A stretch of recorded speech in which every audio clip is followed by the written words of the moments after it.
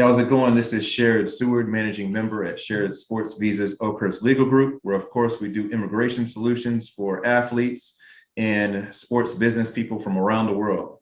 And today we have Mr. Eathan. Introduce yourself. Hi there, Sherrod. Thanks for having me. My name's Eathan. So I sort of work as a cricket consultant based in the UK and been kindly asked on by yourself. So yeah, pleasure to be here. Yep.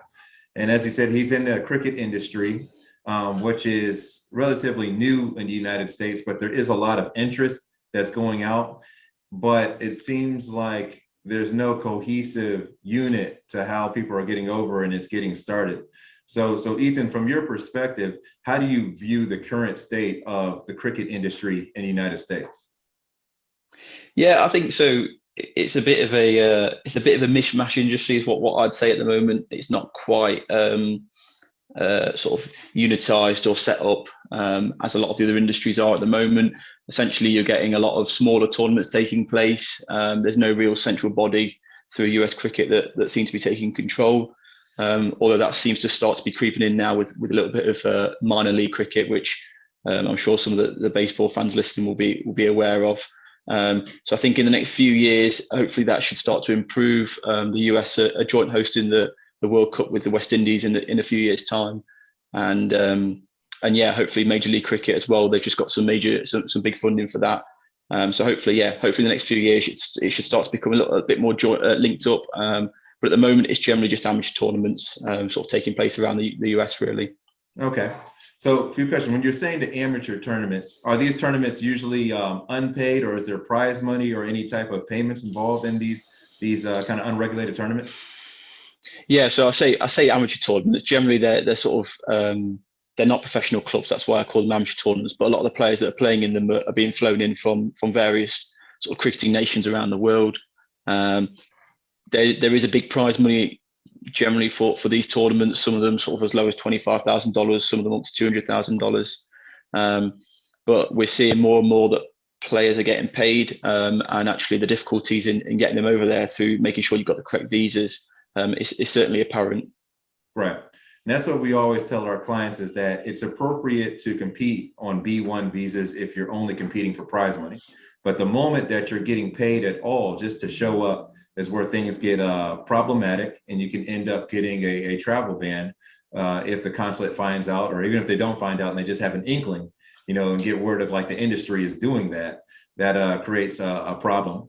And one thing that when we look at these tournaments and the way they're set up is that, everybody ultimately goes to the P-1 as being the appropriate visa for athletes coming to compete, but it may not be the case that these amateur tournaments are robust enough to support them. Like, are these tournaments, are they broadcasted, anything like kind of what's the marketing plan behind these amateur tournaments usually?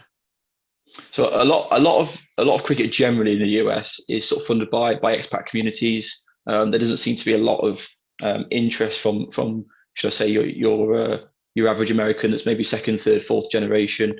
So a lot of these are being funded by companies who are owned by the expat communities, really, and that's how they're sort of driving their revenue.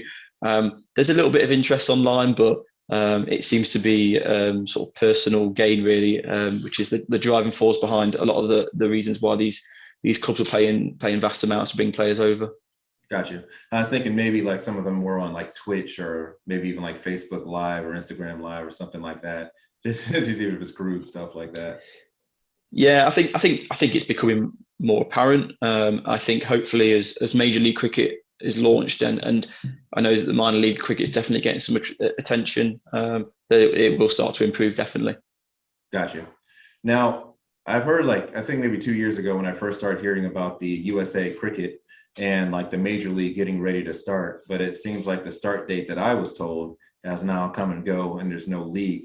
From your perspective, what is the holdup with getting Major League Cricket off the ground?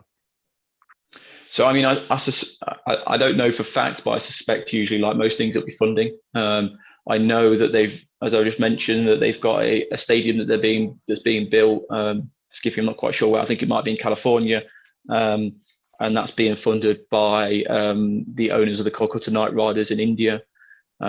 So I think that slowly it's starting to happen. I think that perhaps the fact that they've got the World Cup coming to the US in the next few years, they might try and use the momentum of that to then launch the Major League Cricket, which seems a bit more in line with what other countries have done as well. Gotcha. So, like, I guess, like, in closing, like, what would be your kind of final, like, takeout, or what would you like the kind of like the world to know about your perspective in the industry? Where do you think it's going, and how do you fit in it? Yeah, I think at the moment it seems to be a difficult market to get into. As we know, there's a lot of money that goes around in US sports, and cricket isn't quite there yet. So I think it's a case of those that want to enter the market have to do it very slowly and make sure that they use the right contacts to do that. I think hopefully, and I'm sure that the ICC, the International Cricket Council, who the governing body around the world, will feel the same. Hopefully, cricket in the US starts to take off. I think there's a big enough expat community for it to do so. But yeah, like I say, make sure you do it right if you're going to do it, if you're going to do it at all. That's right. If you're going to do it at all, make sure you get the right people. I would say two of them are right here, but we won't be biased today. But I want to thank Eathan for his time. It was a great discussion on the cricket industry. Stay tuned to our YouTube channel to get more information on sports immigration from around the world. Have a good day. Thanks, Sherrod.